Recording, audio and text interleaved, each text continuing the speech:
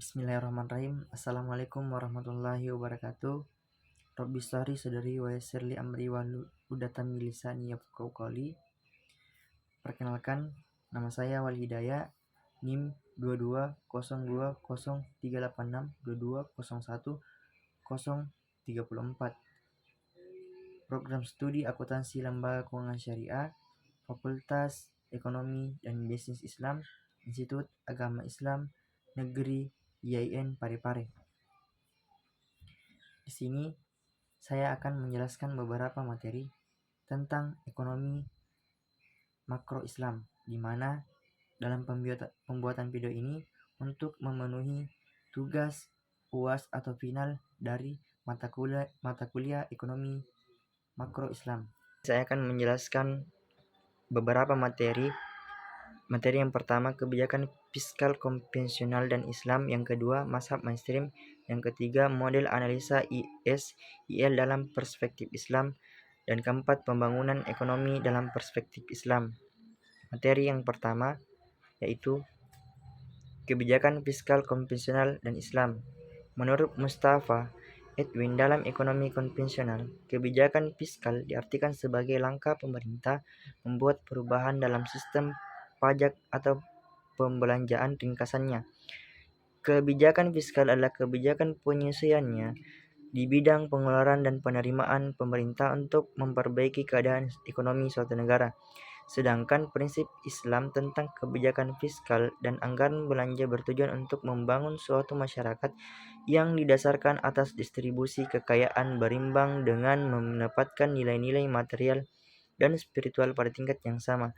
Kebijakan fiskal dianggap sebagai alat untuk mengatur dan mengawasi perilaku manusia yang dianggap melalui insentif yang disediakan dengan meningkatkan pemasukan negara melalui perpajakan, pinjaman, atau jaminan terhadap pengeluaran pemerintah. Manfaat kebijakan fiskal yaitu dapat menumbuhkan kondisi ekonomi yang lebih baik, mengalokasikan sumber daya yang lebih efektif dan tepat sasaran, menstabilkan kondisi ekonomi negara jangka pendek. Yang terakhir, pemerintah mampu melakukan pengembangan pada pembangunan jangka panjang. Sumber-sumber penerimaan negara dalam kebijakan fiskal. Sumber penerimaan negara adalah penerimaan dalam negeri dan hibah bila dilihat dari pos-pos dalam APBN, sementara sumber penerimaan daerah adalah pendapatan asli daerah, dana pertimbangan dan lainnya. Pendapatan negara berasal dari 3 sumber, yaitu pajak, non-pajak, dan hibah. Adapun sumber penerimaan dalam Islam itu sendiri yaitu penerimaan dari ghanimah, penerimaan negara yang didapatkan dari kemenangan perang. Kemudian ada penerimaan dari khums, penerimaan 1/5 dari penerimaan ghanimah akibat dari ekspedisi militer yang dibenarkan oleh syariah, yang kemudian pos penerimaan ini dapat digunakan untuk negara dalam program pembangunannya. Yang ketiga ada penerimaan dari haraj, penerimaan dengan pajak bumi atau tanah yang terutama ditaklukkan oleh kekuatan senjata. Yang keempat ada penerimaan dari penerimaan negara dalam pembiayaan negara. Yang kelima ada penerimaan dari jizyah, penerimaan negara yang dibayarkan oleh warga non-muslim, khususnya ahli kitab, untuk perlindungan jiwa, properti, ibadah, dan bebas dari kewajiban militer. Yang keenam ada penerimaan utshrih, penerimaan biaya impor yang dikenakan kepada semua pedagang. Dan yang terakhir adalah penerimaan dari tebusan tawanan perang, penerimaan misalnya perang Badar. Kaum musyrikin yang tertawan besar tebusannya rata-rata 400 dirham untuk setiap tawanan. Terdapat pula penerimaan lainnya dalam perspektif Islam itu sendiri, seperti zakat, infak, wakaf, dan sedekah. Nah, kemudian ada sumber pengeluaran negara. Sumber pengeluaran itu sendiri terdiri dari belanja pegawai, yaitu pengeluaran negara untuk keperluan gaji, tunjangan, uang makan, serta biaya lainnya untuk pegawai negeri. Kemudian ada belanja barang, yaitu pengeluaran negara untuk membeli barang yang digunakan oleh negara untuk menyelenggarakan pemerintahan. Kemudian ada belanja rutin daerah, yaitu pengeluaran negara untuk belanja untuk pegawai dan non-pegawai pemerintah. Kemudian ada bunga dan cicilan utang, pengeluaran pemerintah untuk membayar bunga dan cicilan pokok pinjaman baik dari dalam negeri maupun luar negeri.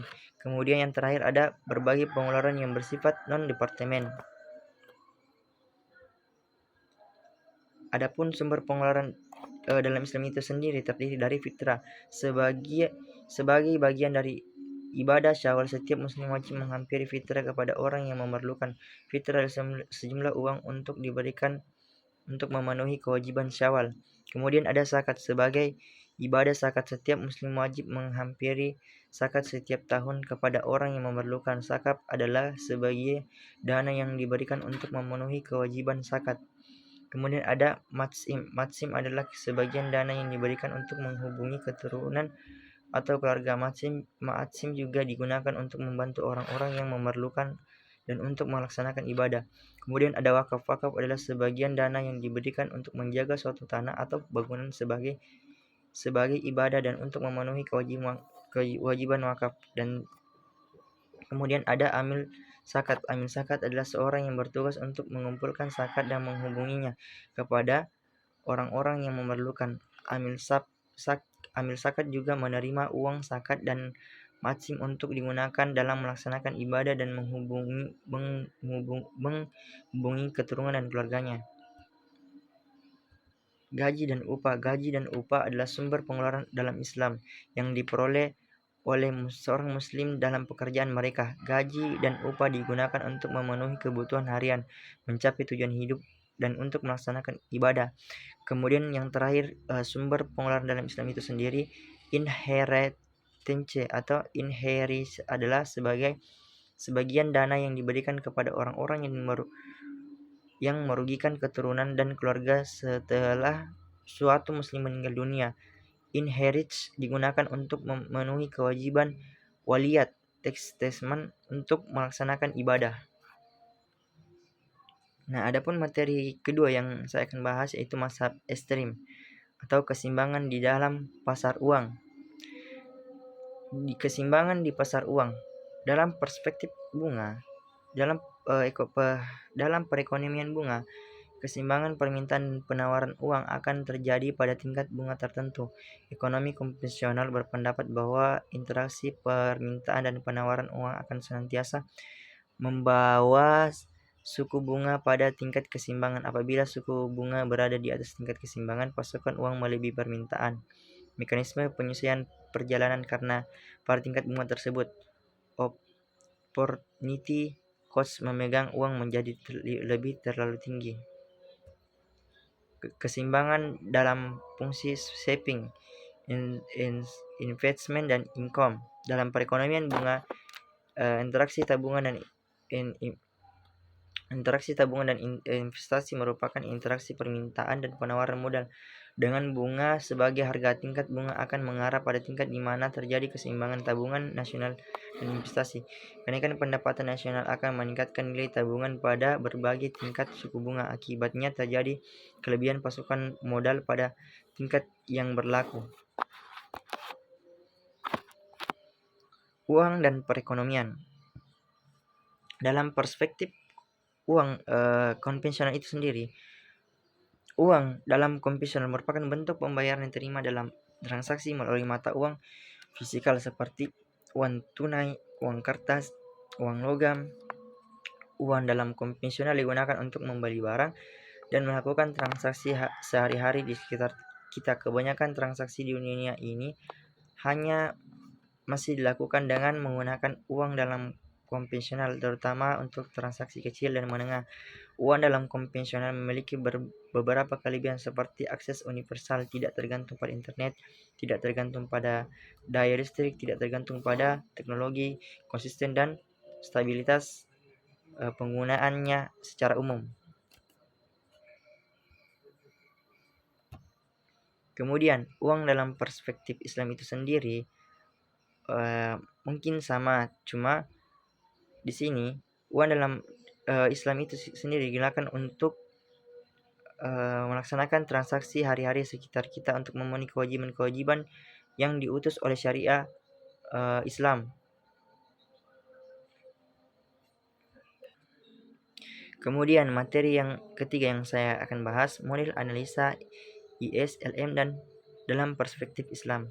Pasar barang dan kurva IS. Pasar barang adalah di mana semua barang dan jasa diproduksi oleh suatu negara dan dalam jangka waktu tertentu. Adapun pengertian kurva IS ialah hubungan antar tingkat bunga dan tingkat pendapatan yang konsisten dengan keseimbangan dalam pasar barang dan jasa. Pasar barang dan kurva IS dalam perspektif Islam. Dalam perspektif Islam itu sendiri, pada sistem ekonomi Islam, bunga tidak diperlukan sangat berbeda dengan keseimbangan pasar barang dan sistem ekonomi konvensional. Hal ini karena sistem bunga dihapuskan dan diganti dengan tingkat keuntungan yang diharapkan. Kemudian ada pasar uang dan kurva ILM. Pasar uang yaitu tempat bertemunya antar permintaan dan kebutuhan masyarakat akan uang kartal dan digital dengan jumlah uang yaitu uang yang beredar. Kurva ILM menyatakan hubungan antar tingkat bunga pendapatan yang muncul di pasar uang. Pasar uang dan kurva ILM dalam perspektif Islam. Dalam ekonomi Islam itu sendiri, permintaan uang dipengaruhi oleh dua motif. Yang pertama, motif transaksi. Yang kedua, motif berjaga-jaga. Keseimbangan di pasar uang dalam ekonomi Islam itu sendiri memiliki konsep keseimbangan pasar uang didasarkan pada prinsip-prinsip syariah yang mengatur aktivitas ekonomi. Beberapa prinsip utama dalam mencapai keseimbangan pasar uang dalam konteks ekonomi Islam melibatkan aspek-aspek seperti berikut ini. Haram dan halal, transparansi informasi, keadilan dan kesetaraan, investasi produksi, pertanggungjawaban etis, zakat dan sedekah, dan terakhir konsep mudarabah dan musyarakah. Adapun materi yang terakhir yang saya akan bahas yaitu pembangunan ekonomi dalam perspektif Islam. Dalam perspektif konvensionalnya itu sendiri, menurut satu ahli, menurut Skoper, Ursula Hitz, dan A. Madison, pembangunan ekonomi adalah pembangunan yang mensyaratkan bahwa kesejahteraan penduduk harus meningkat dan salah satu ukuran dari peningkatan kesejahteraan tersebut adalah adanya pertumbuhan ekonomi. Pengertiannya sendiri dalam perspektif Islam itu sendiri, menurut Hasanussaman adalah ilmu dan aplikasi petunjuk atau aturan syariah yang mencegah ketidakadilan dalam memperoleh dan menggunakan sumber daya material agar memenuhi kebutuhan manusia, sehingga dapat menjalankan kewajibannya pada Allah dan masyarakat. Tujuan pembangunan ekonomi dalam perspektif konvensional itu sendiri, menurut Michel P. Todaro, ada 3 tujuan inti pembangunan, yaitu peningkatan ketersediaan serta perluasan distribusi berbagai macam barang kebutuhan hidup yang pokok.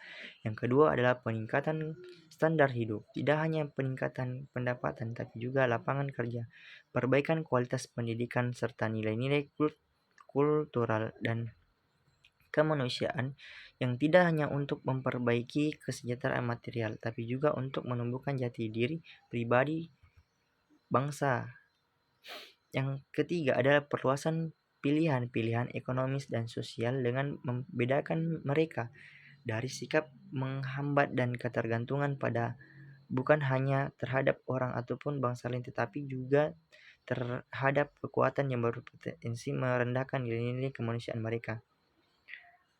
Dalam perspektif Islam itu sendiri, tujuan pembangunan dalam perspektif Islam yaitu memperkenalkan 4 tujuan utama yang berdasarkan pada maqasid syariah, yaitu menjamin kebutuhan dasar manusia, meningkatkan kapabilitas dan martabat manusia, menjamin keberlangsungan kehidupan manusia dan dalam jangka panjang, serta menumbuhkan dan menjamin spiritual.